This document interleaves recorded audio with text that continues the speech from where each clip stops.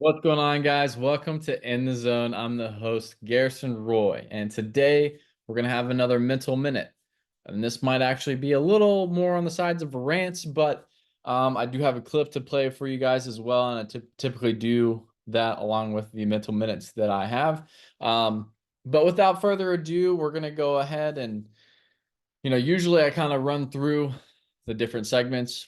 If you guys have been listening to this podcast, then you probably already know. But if you don't, there's rants, there's full length interviews, there's deep dives, all different types of quote unquote zones that we're going to reach for to overall help players and coaches be in the zone and play at their best or coach at their best, right? But if you have any other suggestions or anything that you guys want to throw in, please click that text me button in the show notes, and that'll be able to go directly to the platform that I use and use that as suggestions for future episodes.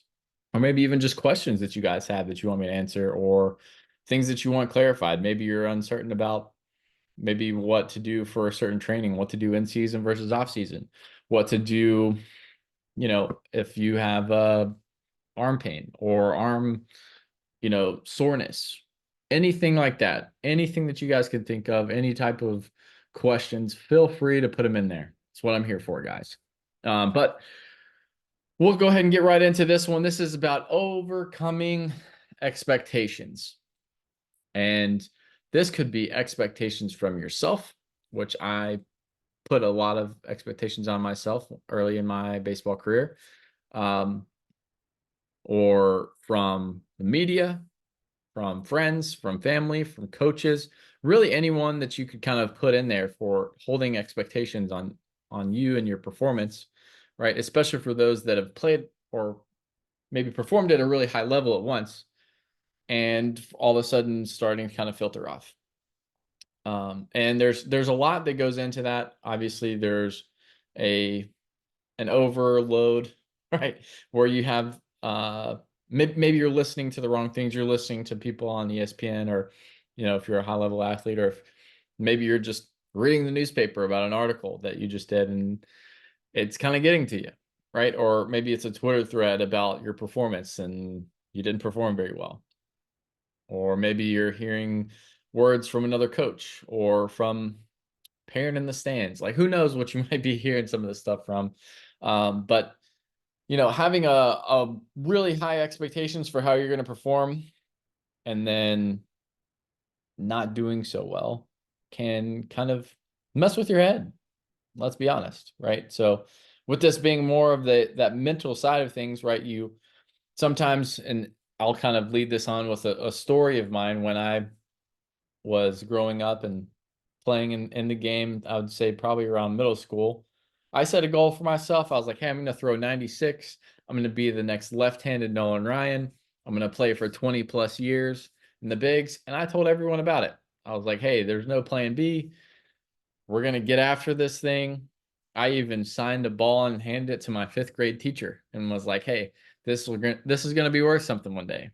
Well, right now it's probably worth less than what it was before, because I ruined the baseball putting my signature on it. But no, in all reality, I put a lot of expectations on myself, and I think a lot of that did hinder my performance because I couldn't.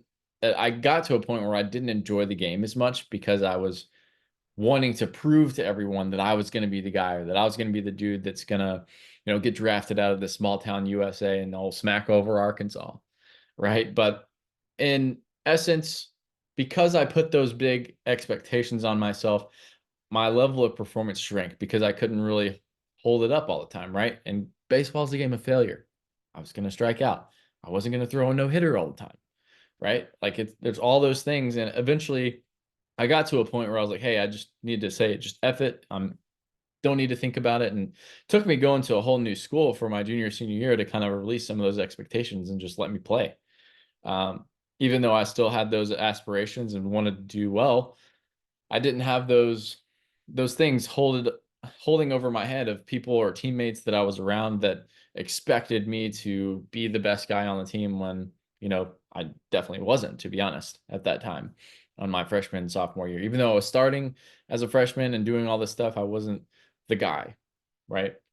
Um, But I do have another video clip here to kind of show you, and I wanted to share this with you guys because, and not that I'm a huge Nick Saban fan, but I was watching Hard Knocks, the Chicago Bears recent episode, and I was like, this applies to not only football players, or in this instance, the Chicago Bears quarterback, Caleb Williams, but this could be for anyone, right? So I'm going to go ahead and share that real fast. Go ahead and get this rolling. Here's my theory on why NFL quarterbacks fail at such a dramatic rate. To me, expectations are a killer.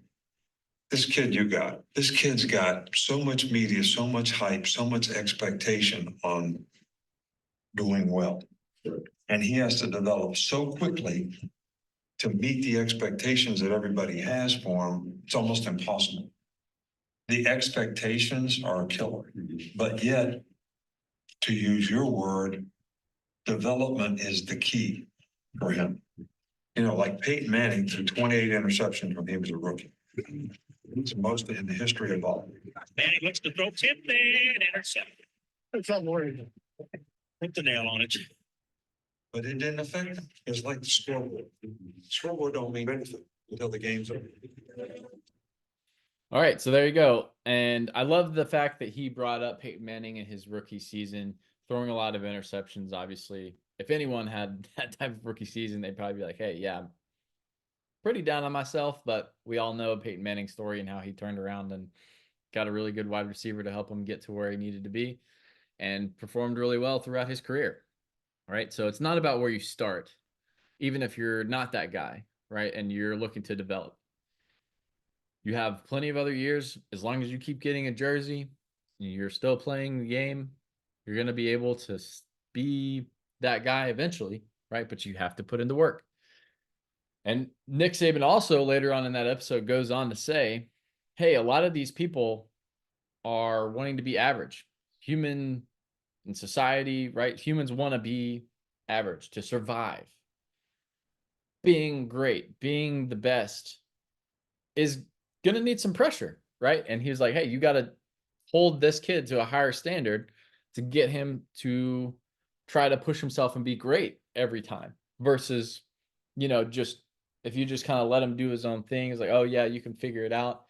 He's going to be an average or probably below average quarterback, especially with going in the NFL. There's other guys out there that are hungry and they'll eat you alive, right? But not to get too much on the football topic here. This is essentially where I'm coming from on this is you can either let all these expectations crush you or you can overcome them, rise above them, kind of peel them off to the side and be like, hey, you know what? Those things don't matter anymore. I'm between the white lines. I'm ready to rock and roll. I'm just here to play and have fun and stay in the zone, right? That's what you're trying to do. That is what separates a good player from a great player, regardless of what their performance was in the past. And again, we all have a starting point somewhere. But you need to know, hey, this isn't what defines me. This previous outing or this previous at-bat doesn't define who I am as a player. Even the sport in itself, the game of baseball, does not define who you are. So you don't need to put your self-worth into that, right? Talking to myself here, especially my younger self, whenever I was pushing a lot of that into my identity, where if I wasn't a baseball player, like, oh man, I don't know, who am I? What am I supposed to do with my life? I don't really know, right? But we all know there is more to life than baseball.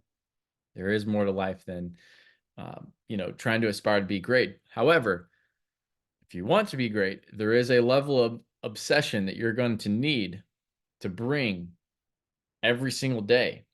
I'm not saying that you can't screw around and still have fun and enjoy life, but you got to be obsessed with what you want. You got to be willing to put in the work, hours and hours and hours of beating on your craft every single day, right? But that's all I got for you guys on this little mental minute, and stay in the zone.